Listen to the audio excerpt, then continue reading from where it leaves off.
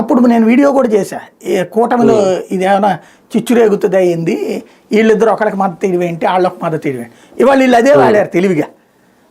అచ్చెన్నాయుడు అన్న దాంట్లో అసత్యం కాదు, మేము మా కూటమి మద్దతు ఇచ్చింది ఆ ఇద్దరు అభ్యర్థులకి. అంటే వీళ్ళేమో తెలుగుదేశం జనసేన రఘువరమకి ఇచ్చింది, బీజేపీ ఆయనకి ఇచ్చింది కదా శ్రీనివాస నాయుడికి.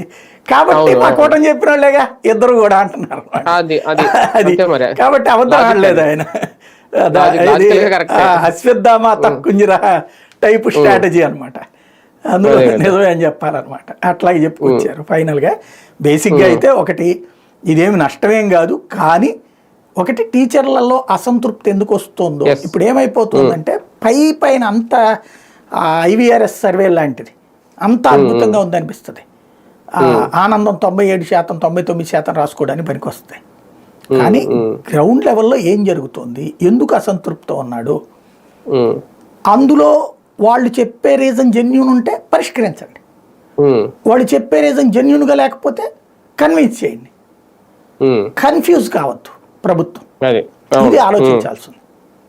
అది ఒక పరీక్ష అయితే పెట్టింది ఈ ఎన్నికల రిజల్ట్స్ కూటమికి. రైట్.